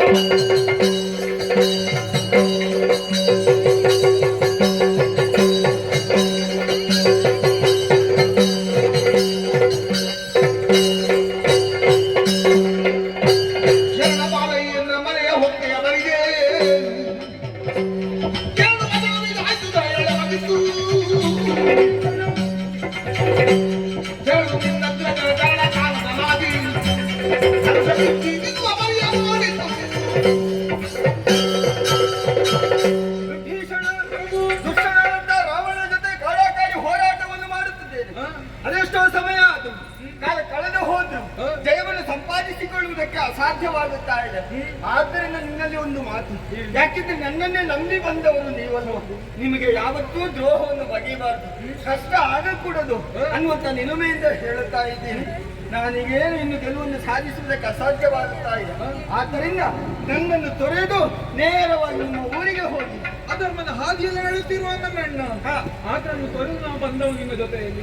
ಧರ್ಮಾತ್ಮ ನೀನು, ಸತ್ತರು ಬದುಕಿದರು ನಿನ್ನ ಜೊತೆ ಮಾತ್ರ. ನಾನು ಅವನು ನೀವು ಹೋಗುವುದಿಲ್ಲ ಅಂತ ನನ್ನನ್ನು ಬಿಟ್ಟಿರುವುದಿಲ್ಲ. ಹೀಗೆ ಮಾತಾಡುತ್ತಾ ಇದ್ದ ಹಾಗೆ ಗುರುಗಳಾದ ಅಗಸ್ತ್ಯರು ಬಂದರು. ಹಾಗೆ ಆದಿತ್ಯ ಹೃದಯ ಮಂತ್ರವನ್ನು ನಮಗೆ ಪಠಿಸಿದ್ದಾರೆ, ಬೋಧನೆ ಮಾಡಿದ್ದಾರೆ. ಅಷ್ಟೇ ಅಲ್ಲ, ಅವರ ಪಠಣವನ್ನು ಕೇಳಿದೆ. ಶಾಸ್ತ್ರ ಧನುಷನ್ನು ಎತ್ತಿ ಹಿಡಿದಿದ್ದೇನೆ.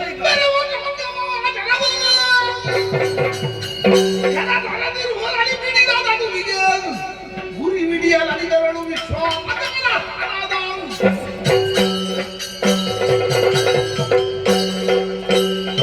ನನ್ನದನ್ನು ಇವನಿಗೆ ತೋರಿಸಬೇಕಾಗಿದೆ. ಆದ್ದರಿಂದ ವಿಶ್ವರೂಪವನ್ನು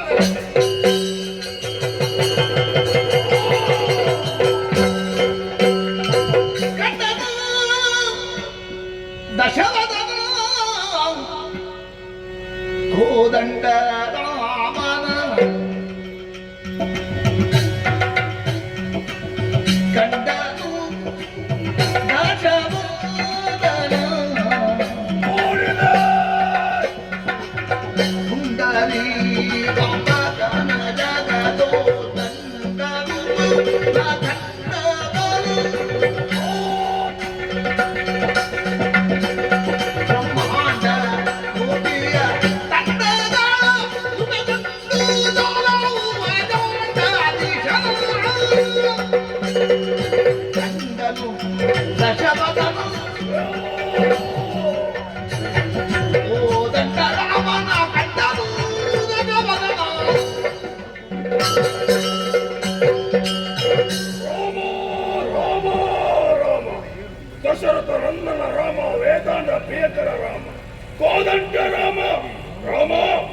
ವಿಶ್ವಮೂರ್ತಿ ವಿಶ್ವಾಂಬರನೆ ನಿನ್ನ ಈ ವಿಶ್ವರೂಪವನ್ನು ನೋಡಿದೆ ರಾಮ. ಯಾರು ಭಕ್ತರಾಗಲಿ ಋಷಿಮುನಿಗಳಾಗಲಿ ಇಂತಹ ರೂಪವನ್ನು ನೋಡುವುದಕ್ಕೆ ನೀನು ಸಿಗುವನು. ಆದರೆ ಈ ರಾವಣನ ಕಣ್ಣಿಗೆ ಗೋಚರನಾದೆಯ ರಾಮ. ಇದು ಧನ್ಯನಾದೆ ರಾಮ, ಕೃತಾರ್ಥನಾದೆ, ಧನ್ಯನಾದೆ.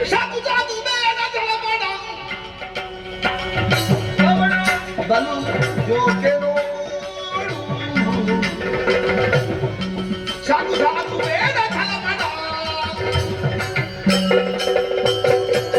ರಾವಣ ಕೇವಲ ರಾವಣ ಅಲ್ಲ, ರಾವಣೇಶ್ವರನು. ನಿನ್ನ ಸಾಮರ್ಥ್ಯ ಕೀರ್ತಿ ಪತಾಕೆ ಏನೆನ್ನುವುದನ್ನು ಲೋಕ ತಿಳಿದುಕೊಂಡಿದೆ. ಹಾಗೆ ಸಕಲ ದೇವತೆಗಳನ್ನು ಕಡೆಗಣಿಸುವಂತಹ ಆ ಸಾಮರ್ಥ್ಯ ನಿನ್ನಲ್ಲಿ ಹೊಂದಿಕೊಂಡಿದೆ. ಆದ್ದರಿಂದ ಹೇಳುತ್ತಾ ಇದ್ದೇನೆ, ಇನ್ನಾದರೂ ಸಾಕು ಸಾಕು. ನನ್ನ ಮಡದಿಯನ್ನು ಬಿಟ್ಟು ಪಾದಕ್ಕೆ ಶರಣಾಗು. ನಿನಗೆ ಜೀವ ಶರಣು ಮಿಕ್ಕಿದ ಸಿರಿಯು ನನಗಿನ್ನುಂಟೆ ಕೇಳಿದ್ದಿಲ್ಲ.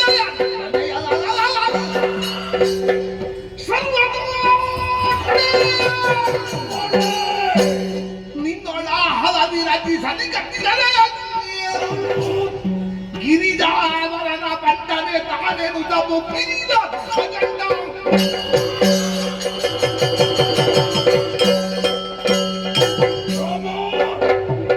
ಸೀತೆಯನ್ನು ಮರುಳಿಗೆ ಒಪ್ಪಿಸಬೇಕೆ ರಾಮ? ಇದಾ ಕೇಳು. ಭೂಮಿಯೇ ಇಬ್ಬಾಗವಾಗ ಪರ್ವತವೇ ಕೆಳಗೆ ಬೀಳಲಿ, ಸೀತೆಯನ್ನು ಕೊಡಲಾರೆ. ಒಂದು ವೇಳೆ ನಿನಗೆ ಹೆದರಿ ಕೊಟ್ಟೆಂದಾದರೆ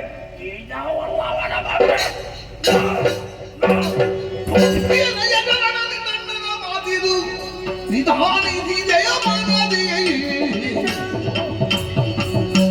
ನಾನೆಂದು ಕೇಳ್ತಾರು ಕೇಳಲಿಲ್ಲನು ಬುದ್ಧಿ ಶೂನ್ಯವಲ್ಲದ ಜಗದಿ. ಶರಣ ವಿಭೀಷಣ, ನಿನ್ನ ಅಣ್ಣನ ಮಾತನ್ನು ಸ್ಪಷ್ಟವಾಗಿ ಕೇಳಿಸಿಕೊಂಡಿದ್ದೀಯಲ್ಲ. ಛಲವನ್ನು ಬಿಡುವುದಿಲ್ಲ, ಹಾಗೆ ಹಠವನ್ನು ಹಿಡಿಯುತ್ತಾ ಇದ್ದ. ಹಾಗಾದ್ರೆ ನಿನ್ನಲ್ಲಿ ಒಂದು ಮಾತು ಕೇಳಬೇಕಾಗ್ತದೆ. ಎಷ್ಟಾದ್ರೂ ನಿನ್ನ ಅಣ್ಣನಲ್ಲವೇ, ಆತನನ್ನು ಕೊಲ್ಲಬೇಕು ಅಲ್ಲ ಉಳಿಸು. ದುಡ್ಡದು ರಾಜಾನದೊಳಗಿ ರುಚಿಹ ಮತಿ ಭ್ರಷ್ಟ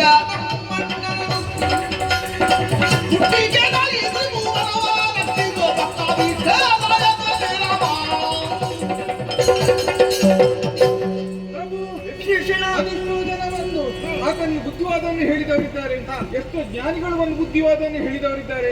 ಅಂತವರ ಮಾತನ್ನೇ ಕೇಳಲಿಲ್ಲ. ಇನ್ನು ನನ್ನ ಮಾತು ಕೇಳುತ್ತಾನ? ಖಂಡಿತವಾಗಿ ಇಲ್ಲ.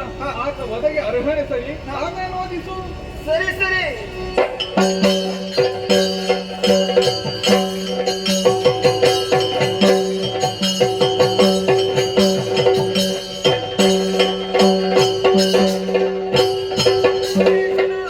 ಎಷ್ಟು ಕತ್ತರಿಸಿದ್ರು ಇಂತನ ತಲೆಗಳು ಮತ್ತೆ ಮತ್ತೆ ಚಿಗುರುತ್ತಾ ಉಂಟಲ್ಲ, ಇದಕ್ಕೆ ಕಾರಣ ಏನು? ಒಂದು ಶಿವದೇವನ ವರ, ಇನ್ನೊಂದು ಶಿವದೇವನ ವಾಹನವ ಅಂತ ನಂದಿಯ ಶಾಪ. ಯಾರಾತ ಈತನ ಎದೆಗೆ ಬ್ರಹ್ಮಾಸ್ತ್ರವನ್ನು ಪ್ರಯೋಗಿಸ್ತಾನೋ ಅಂತವನಿಂದಲೇ ಈತನ ಮರಣ. ಹಾಗಾಗಿ ಅದನ್ನು ಎದೆಗೆ ನಂದೀಶನ ಶಾಪ. ಸರಿ ಸರಿ, ಇದು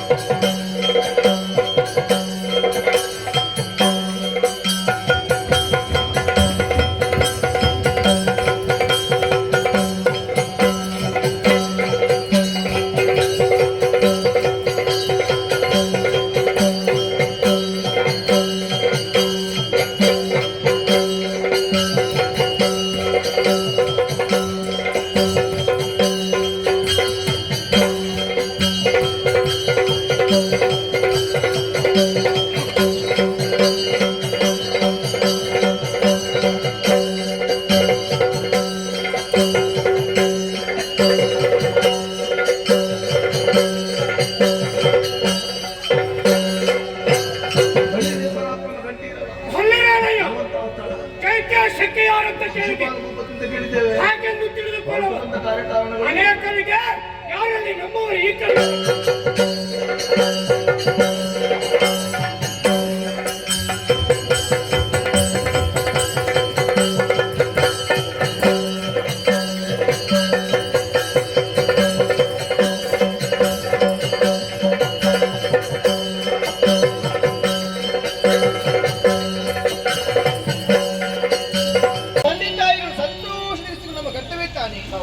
ನಮ್ಮ ತಂದೆ ಪಾಂಡು ಚಕ್ರವನ್ನು ಕಳೆದುಕೊಂಡ ಮೇಲೆ ಅವರಿಗೆ ಮೋಕ್ಷ ದೊರಕಿದಂತ ವಿಚಾರವನ್ನು ನಾರದ ಗೊತ್ತಿದೆ.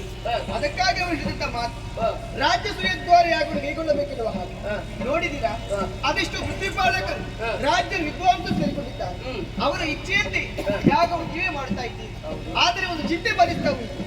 ಈ ಅಗ್ರಸ್ಥಾನ ಪೀಠಕ್ಕೆ ಯಾರನ್ನು ಕುಳಿತೆನ್ನುವ ಹಾಗೆ ಕಂದ ಕೆಳಂಬರದೊಳಗಿರುವ ಮಾಲರೊಳು ಇಂದ್ರಾದಿಕ್ಕಾಲ ಭಕ್ತಿಯಲಿ ಇಂದು ಶೇಖರ ನೀನು ಪೂಜಾ ಪಾತ್ರ ಗೋವಿಂದನಾದ ಬೇರೆಂದುಂಟೆ. ಧರ್ಮರಾಯ, ನಾವು ಯಾವುದೇ ಒಂದು ಆದರ್ಶ ಪಾಲನೆ ಮಾಡೋದಿದ್ರೆ ದೇವಲೋಕದ ಆದರ್ಶವನ್ನು ನಾವು ಹಿಡ್ಕೊಳ್ಳೋದು. ಆ ದೇವತೆಗಳ ಪಂಕ್ತಿಯಲ್ಲಿ ಅಗ್ರಸ್ಥಾನ ಅಂತ ಯಾರಿಗಂತ ಕೇಳಲಿಕ್ಕೆಲ್ಲ ಕೈಲಾಸವಾಸಿಯಾದಂತ ಪ್ರಭು ಪರಮೇಶ್ವರನೇ ಅದಕ್ಕೆ ಸರಿ. ಇದು ದೇವಲೋಕವಲ್ಲ, ಇದು ಭೂಲೋಕ.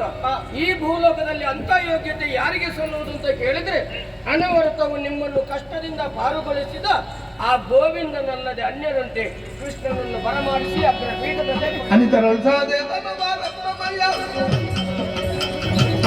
ಸಿಂಹಾಸನವ ಭೂಮಿ ಪರಮಧ್ಯದಲ್ಲಿ ತಂದಿರಿಸಿ ವಿನಯವನ್ನು ಕೈಗೊಂಡು ಈ ಸಾಂಬಾರ ದಿವ್ಯಾಸನಕ್ಕೆ ಕೊಂಡೊಯ್ದು ಭಕ್ತಿಯಲ್ಲಿ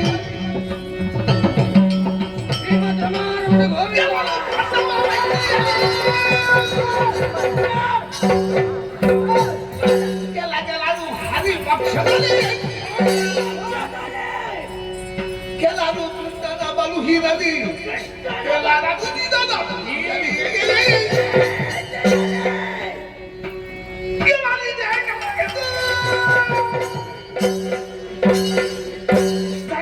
ವಲಯದವನಿ ಬದಿದ್ದರದ ನಡುವೆ ಕಳಸಿರೋ ಮನುಷ್ಯನು ಬಾಲಗಿಡಿ ಮಕ್ಕಳನ್ನು ಅಡಿಗಡಿಯ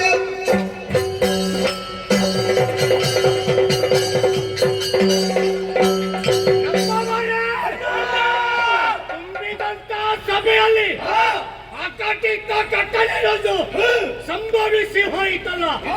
ಶ್ರೇಷ್ಠವಾದಂತ ಅಗ್ರಪೀಠಕ್ಕೆ ಯಾರು ಯೋಗ್ಯರು ಎನ್ನುವ ಹಾಗೆ ಸೂಚಿಸಿದಾಗೆ ಕಾರ್ಯ ತಂದು ಕೋಮಲನಾದಂತ ಕೃಷ್ಣನನ್ನು ಪೀಠದ ಮೇಲೆ ಕುಳ್ಳಿರಿಸಿದ್ರಲ್ಲ. ಇದನ್ನೆಲ್ಲ ನೋಡಿ ಸಭೆಯಲ್ಲಿ ನೆರೆದವರೆಲ್ಲ ಸುಮ್ಮನಾಗಿದ್ದಾರೆ. ಯಾಕೆ? ಕಾರಣ ಉಂಟು. ಒಂದು ಕಡೆಯಲ್ಲಿ ಕುಳಿತವರು ಪಾಂಡವ ಪಕ್ಷದವರು. ಈ ಪ್ರಸ್ತುತ ಅಧಿಕಾರಕ್ಕೆ ಬಂದವರಿದ್ದಾರೆ. ನಾಳೆ ಅವರ ಎದುರಿಗೆ ಮಾತಾಡಿದ್ರೆ ನಮ್ಮ ಅನ್ನಕ್ಕೆ ಸೊನ್ನೆಯಾದಿತ್ತು ಅನ್ನುವುದಕ್ಕಾಗಿ ಕೂತಿದ್ದಾರೆ. ಇನ್ನು ಕೆಲವರು ಹರಿಪಕ್ಷದಲ್ಲಿ ಹರಿ ಸರ್ವೋತ್ತಮ, ಹರಿ ಲೋಕದ ದೇವ, ಅವನು ಅವತಾರ ಮಾಡಿ ಬಂದಿದ್ದಾನೆ. ಇದು ಜೀವರು ಯಾರು, ದೇವರು ಯಾರು ಎನ್ನುವಂತ ತಿಳಿದುಕೊಳ್ಳುವಂತ ಸಾಮರ್ಥ್ಯ ನಮಗಿಲ್ವೇ? ಮುರಾರಿಯ ಯೋಗ್ಯತೆ ಎನ್ನುವುದನ್ನು ನಾವು ಅರ್ಥವಿಸಿಕೊಂಡಿದ್ದೇವೆ. ಹಾಗಾಗಿ ಅವರು ಸುಮ್ಮನಿದ್ದಾರೆ. ಇನ್ನು ಕೆಲವರು ಕೃಷ್ಣ ಪಕ್ಷದಲ್ಲಿ ಅವನೊಬ್ಬನೇ ದೇವ ಹಾಗೆ ಮಾಡಿದ್ದಾನೆ. ಹಿಂದೆ ಎಷ್ಟೋ ರಕ್ಕಸನ್ನು ಕೊಂದಿದ್ದಾರೆ. ಹಾಗಾಗಿ ಅವನ ಶ್ರೇಷ್ಠನಾಗಿ ಸುಮ್ಮನೆ ಕುಳಿತಿದ್ದಾರೆ. ಕೆಲವರು ಅನುಚಿತದ ಭೀತಿಯಲ್ಲಿ, ಕೆಲವು ಇರ್ತಾರೆ ಊರು ಮೇಲೆ ಊರು ಬಿದ್ದು ನಮಗೆ ಮನೆಗೆ ಬೆಂಕಿ ಬಿದ್ದು ನನ್ನ ಮೀಸೆಗೆ ಬೆಂಕಿ ತಾಗಲಿಲ್ಲಲ್ಲ ಅನ್ನೋ ಹಾಗೆ ತಿಳಿದುಕೊಳ್ಳುವಂತ ಜಾತಿಯವರು. ಆದ್ರೆ ಈ ತುಂಬಿದಂತ ಸಭೆಯಲ್ಲಿ ಈ ರೀತಿ ಅವಮಾನ ಆಗ್ತಾ ಇದ್ರು ಕೂಡ ಶಿರಾಮಣಿ ನಾನು ಶಿಶುಪಾಲ ಸುಮ್ಮನಿರುವುದಕ್ಕೆ ಸಾಧ್ಯ ಉಂಟೆ? ಅವರನ್ನು ಪೀಠದಲ್ಲಿ ಕುಳ್ಳಿರಿಸಿದವರು ಯಾರು?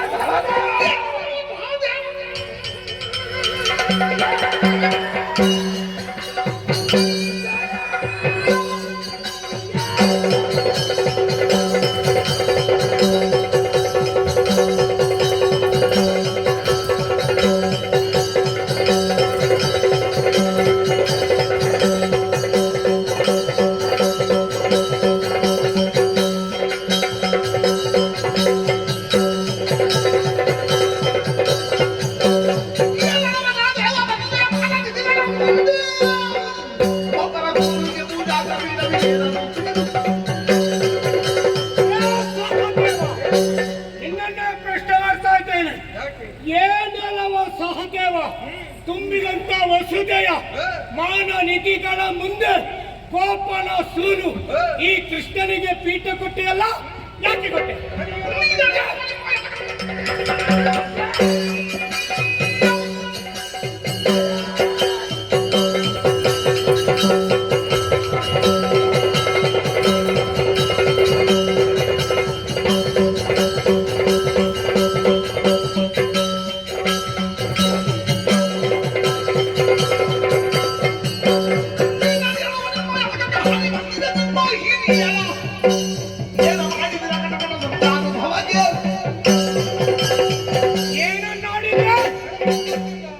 ಪಾಂಡವರಲ್ಲಿ ನೀನೊಬ್ಬ ಸುಜ್ಞಾನವಂತ ಜ್ಞಾನಿ ಅನ್ನೋದನ್ನು ನಾವು ಕೂಡ ತಿಳಿದುಕೊಂಡಿದ್ದೇವೆ.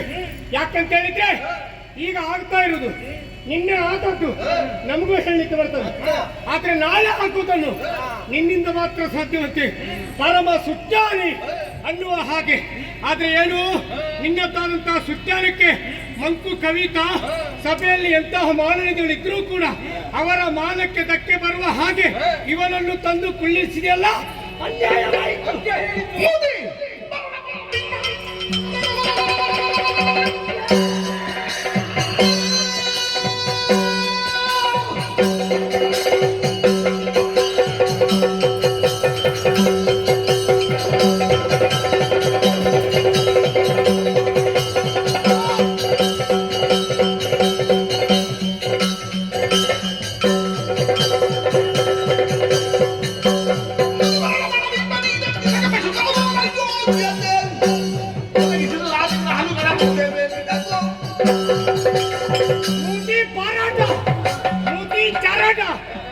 ಇವ ಎಲ್ಲರ ಹತ್ರ ಹೇಳುದು.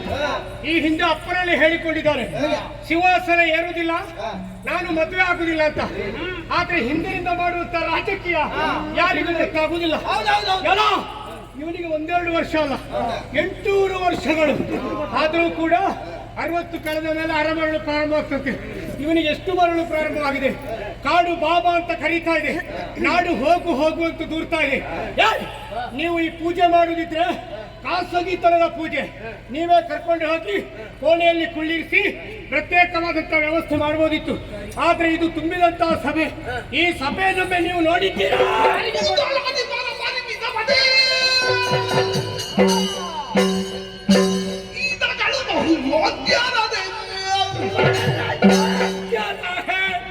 ವಿಖ್ಯಾತ ವೇದ ವ್ಯಾಸ ಗುರು ಕೃಪರ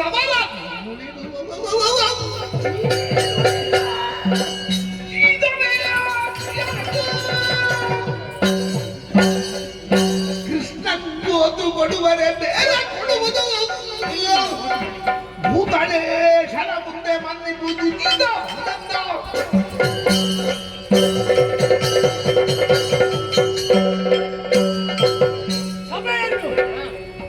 ದೃಷ್ಟಿ ಹೋಗಲಿಲ್ಲ. ಸಭೆಯನ್ನೊಮ್ಮೆ ಸರಿಯಾಗಿ ನೋಡಿಕೊಳ್ಳಿ.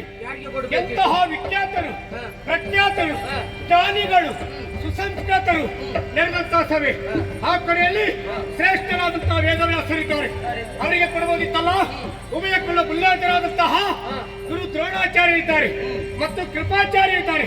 ಬೇಡ, ಪ್ರತ್ಯಕ್ಷ ಪರಮೇಶ್ವರ ರೂಪದಲ್ಲಿ ಕಾಣಿಸಿಕೊಳ್ಳುವಂತ ಅಶ್ವತ್ಥಾಮಾಚಾರ್ಯ ಇದ್ದಾರೆ, ಅವರಿಗೆ ಕೊಡಬೇಕಿತ್ತು. ನಿಮಗೆ ಕೃಷ್ಣ ಅನ್ನುವ ಹೆಸರು ಬೇಕಾದ್ರೆ ಕೃಷ್ಣ ದ್ವೈಪಾರೆಯವರು ಅವರಿದ್ದಾರಲ್ಲ, ಅವರಲ್ಲಿ ಅವರೇ ಹೆಸರವರಾಗಿರುತ್ತಿದ್ರೆ ಅವರಿಗೆ ಕೊಡಬಹುದಿತ್ತು. ಬೇಡ, ಇವನಪ್ಪ ವಸುದೇವ ಇಲ್ಲ, ಅವನಿಗೆ ಕೊಟ್ಟು ನಾವು ಬೇಡ ಅಂತ ಹೇಳ್ತಿಲ್ಲ. ಬೇಡ, ನಿನಗೇನು ಕಡಿಮೆ ಆಗಿದೆ ಈಗ, ನೀನು ಇದಕ್ಕೆ ಯೋಗ್ಯತೆ ಅಲ್ಲ. ನೀನು ಕೂಡ ಕುಳಿತುಕೊಂಡಿದ್ರು ಕೂಡ ನಾವು ಅದರ ಬಗ್ಗೆ ಆಕ್ಷೇಪ ಮಾಡ್ತಾ ಇಲ್ಲ. ನೀವು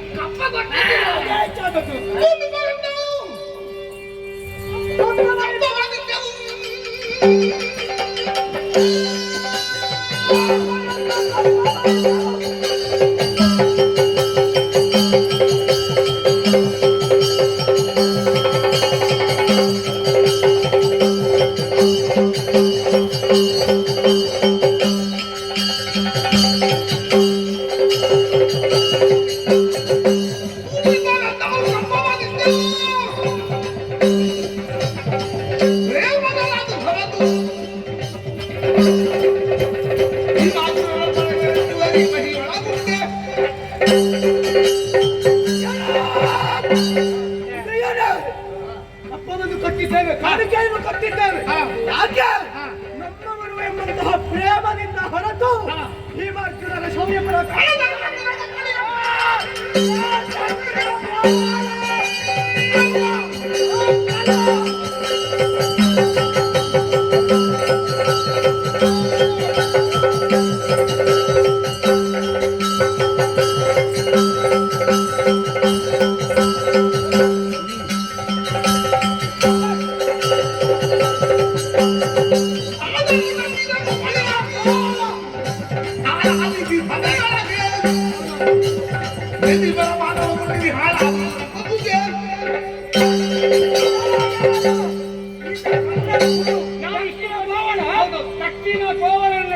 ಕರೆಸಿ ಪೂಜೆ ಮಾಡ್ತಾ ಇದ್ದೀರಲ್ಲ.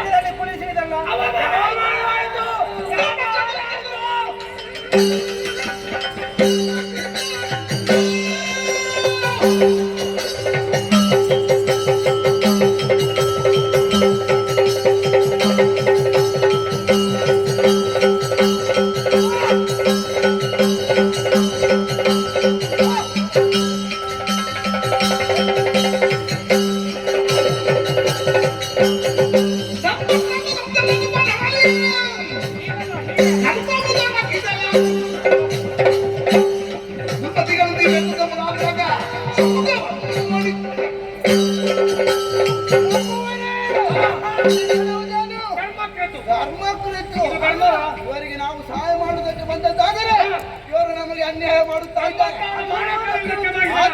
ಇವನ ಅಪ್ಪನಿಗೆ ಸ್ವರ್ಗ ಸಿಗುವುದಲ್ಲ, ಇದು ಇದು ಪಾಪಿ ಲೋಕ, ಸಿಗುವುದು ಕಷ್ಟ. ಇವರಲ್ಲಿ ಮಾತಾಡಿ ಪ್ರಯೋಜನ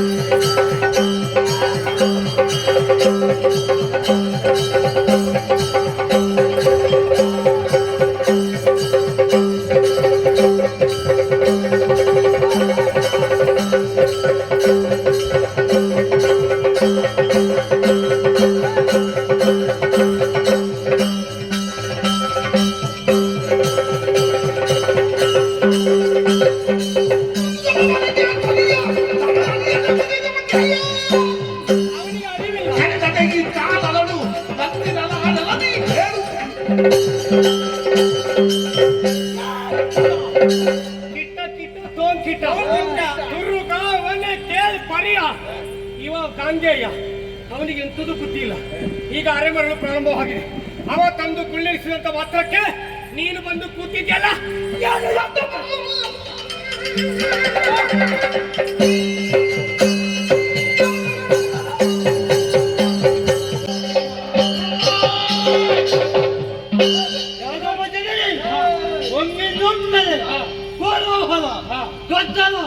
ಯಾರಿಂದ ಯಾರೇ ಆಗಿರಲಿ ಅಂತವರ ತಲೆಯನ್ನು ಕಳೆಯುತ್ತಾರೆ.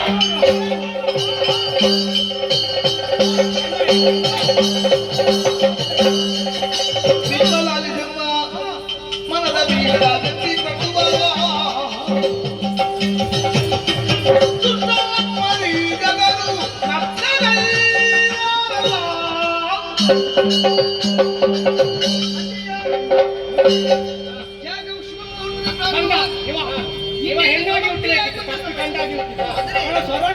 ಈ ಕಾಲಕ್ಕೆ ದುಷ್ಟರಿಗೆ ಯಾವುದೇ ತೊಂದರೆಯಾಗಬಹುದು, ತೊಡಕಾಗಬಹುದು ಯೋಚನೆ ಮಾಡಿದ್ರೆ ಈ ದುಷ್ಟರು ಕ್ರಾಂತಿ ನಿರ್ಮಿಸಿದ್ದಾರೆ.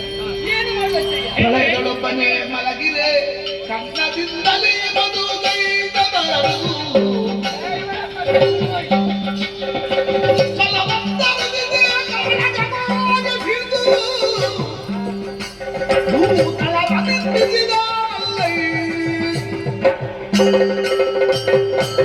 ಇವರಿಗೆಲ್ಲ ಬಂದ ಸಮಸ್ಯೆ ಒಂದೇ, ಕೃಷ್ಣನಿಗೆ ಅಗ್ರಪೀಠ ಕೊಟ್ಟದ್ದು.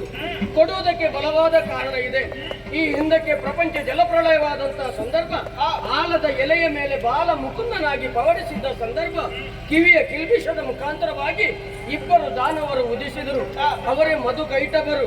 ಬಲವಂತರಾಗಿ ಹರಿಯನ್ನು ವಿರೋಧಿಸುವುದಕ್ಕೆ ಬಂದಂತಹ ಸಂದರ್ಭ, ಅವರನ್ನು ವಧಿಸಿ ಅವರ ಮೇಧಸ್ಸಿನಿಂದ ಈ ಮೇದಿನಿಯನ್ನು ನಿರ್ಮಾಣ ಮಾಡಿದ ಪುಣ್ಯಾತ್ಮನೀತ. ಈ ಮೇದಿನಿ ನಿರ್ಮಾಣ ಆದ ಬಳಿಕ ಹಲವು ರಕ್ಕಸರನ್ನು ಹುಟ್ಟಿಕೊಂಡರು. ಸಮಾಸುರನೆನ್ನುವಂತಹ ದಾನವ ವೇದವನ್ನು ಕಟ್ಟಲಿದ್ದಂತಹ ಸಂದರ್ಭದಲ್ಲಿ ಆತನನ್ನು ಕೊಲ್ಲುವುದಕ್ಕಾಗಿ ಮತ್ಸ್ಯನಾದ. ಆ ಬಳಿಕ ಹಿರಣ್ಯಾಕ್ಷನ ವಧೆಗಾಗಿ ಭೂದೇವಿಯ ರಕ್ಷಣೆಗಾಗಿ ವರಾಹನಾದ ಭಕ್ತ ಪ್ರಹ್ಲಾದನ ಭಕ್ತಿಗೆ ಮೆಚ್ಚಿ ಹಿರಣ್ಯಕಶಿಪುವನ್ನು ಕೊಲ್ಲುವುದಕ್ಕಾಗಿ ನರಸಿಂಹನಾದ ಮಂದರ ಪರ್ವತ ಸಾಗರದಲ್ಲಿ ಮುಳುಗುವಂತಹ ಹೊತ್ತಿನಲ್ಲಿ ಅದನ್ನು ಎತ್ತುವುದಕ್ಕೆ ಕೂರ್ಮನಾದ ಬಳಿಕ ಬಲಿ ಚಕ್ರವರ್ತಿಯನ್ನು ಪಾತಾಳಕ್ಕೆ ತಳ್ಳುವಲ್ಲಿ ವಾಮನನಾದ. ದುಷ್ಟ ಕ್ಷತ್ರಿಯರು ಮೆರೆಯುತ್ತಿದ್ದಂತಹ ಸಂದರ್ಭ ಅವರನ್ನು ಕೊಲ್ಲುವುದಕ್ಕಾಗಿ ಪರಶುರಾಮನಾದ. ಆ ಬಳಿಕ ರಾವಣ ಕುಂಭಕರ್ಣಾದಿ ರಕ್ಕಸರನ್ನು ವಧಿಸುವುದಕ್ಕಾಗಿ ರಾಮನಾದ. ಇದೀಗ ಈತನದ್ದು 8ನೇ ಅವತಾರ. ವಸುದೇವ ದೇವಕಿಯರಿಗೆ ಮಗನಾಗಿ ಕೃಷ್ಣನೆನ್ನುವಂತಹ ಅಭಿಧಾನದಿಂದ ಹುಟ್ಟಿ ಬೆಳೆಯುತ್ತಿದ್ದಂತಹ ಸಂದರ್ಭ ಬಾಲ್ಯ ಲೀಲೆಯಲು ಹಲವು ರಕ್ಕಸರನ್ನೆಲ್ಲ ವಧಿಸಿದ. ಬಾಣಾಸುರನ 1000 ಕೈಗಳನ್ನು ಕತ್ತರಿಸಿದ. ಅಷ್ಟು ಮಾತ್ರವಲ್ಲ, ತನ್ನ ಮಾವನಾದ ಕಂಸ ಲೋಕ ಕಂಟಕನಾಗಿ ಮೆರೆಯುತ್ತಿದ್ದ ಸಂದರ್ಭ ಸಂಬಂಧವನ್ನು ಎಣಿಸದೆ ಆತನನ್ನು ಕೊಂದು ಲೋಕ ಕಲ್ಯಾಣದ ಕಾರ್ಯ ಮಾಡಿದ ಈತನಿಗೆ ಅಗ್ರಪೀಠ ಕೊಟ್ಟಲ್ಲಿ ತಪ್ಪೇನು?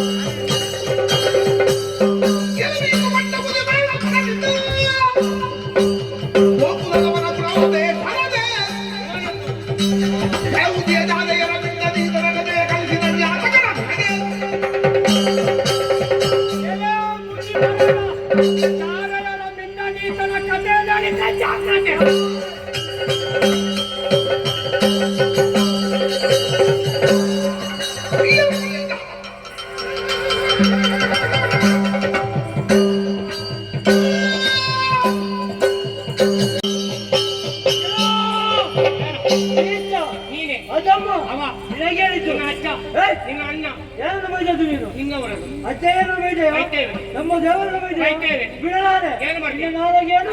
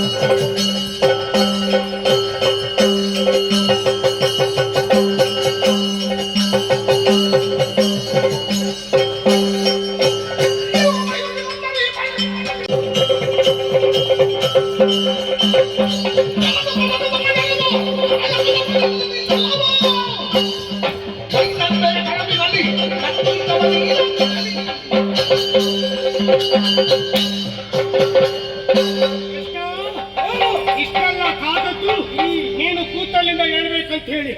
ಇವತ್ತು ನಿನ್ನೆ ಕಲ್ಲ ನಮ್ಮ ಹಗೆತನ. ಈ ಹಿಂದೆ ವೈದರ್ಭ ದೇಶದಲ್ಲಿ ರುಕ್ಮಿಣಿಯನ್ನು ಮದುವೆಗಾಗಿ ಬಾಸಿಂಗವನ್ನು ಬಿಗಿದು ಬಂದೆ. ಆದ್ರೆ ಕಳ್ಳತನದಲ್ಲಿ ನೀನು ಬಂದು ಆಕೆಯನ್ನು ರಥವನ್ನೇರಿಸಿ ಕರೆದುಕೊಂಡು ಹೋಗಿ ಮದುವೆ ಆದೆ.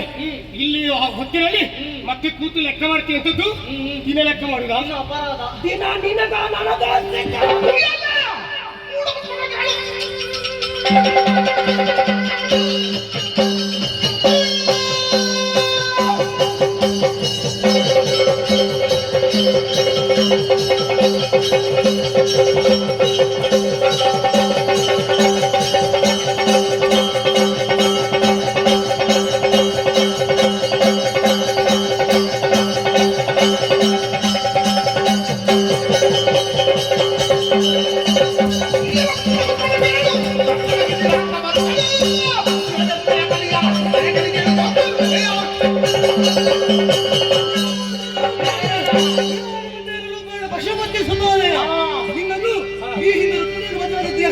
ಅದು ವಿದ್ಯೆ ಸಂಕಲ್ಪ ತಪ್ಪಿಸುವುದಕ್ಕೆ ಯಾರಿಂದಲೂ ಸಾಧ್ಯವಾಗುವುದಿಲ್ಲ.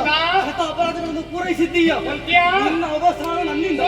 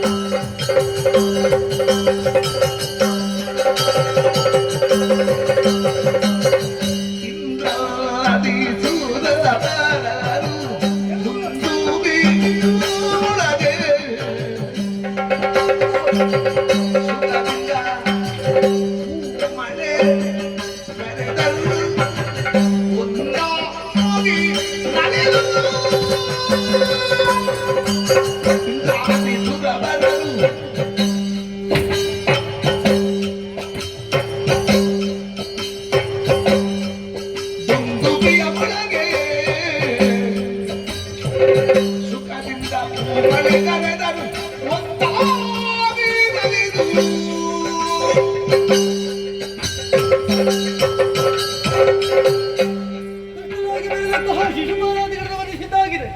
ಸಂತೋಷಗೊಂಡಂತಹ ಸುಮನಸರು ದುಂದುಬಿಯನ್ನು ಮೊಳಗುತ್ತಾ ಇದ್ದಾರೆ. ಇದರಿಂದ ಅರ್ಥವಾಗುವುದೇನು? ಸ್ವರ್ಗದಲ್ಲಿ ಪಾಂಡವಿಗೆ ಸ್ಥಾನಮಾನ ದೊರಕಿದೆ ಎನ್ನುವ ಹಾಗೆ. ಅನ್ನುವಲ್ಲಿಗೆ ದಶಾವತಾರ ಇರುವಂತಹ ಕಥಾಭಾಗವನ್ನು ಯಾರು ಆಡಿಸಿದ್ದಾರೆ, ಯಾರು ಆಡಿದ್ದಾರೆ, ಯಾರು ಶ್ರದ್ಧಾ ಭಕ್ತಿಯನ್ನು ನೋಡಿದ್ದಾರೆ, ಅವರಿಗೆ ನಾವು ನಂಬಿಕೊಂಡು ಬಂದಂತಹ ಕಟೀಲು ಶ್ರೀ ದುರ್ಗಾ ಪರಮೇಶ್ವರನವರು ಸದ್ಮಂಗಳವನ್ನು ಉಂಟು ಮಾಡಲಿರುವ ಹಾಗೆ ಪ್ರಾರ್ಥಿಸುತ್ತಾ ಈ ಕಥಾಭಾಗಕ್ಕೆ ಮಂಗಳವನ್ನು ಹಾಡುವುದಕ್ಕೆ ಸಭಿಕರಿಂದ ಅಪ್ಪಣೆ. ಭದ್ರಂ ಶುಭಂ ಮಂಗಳ.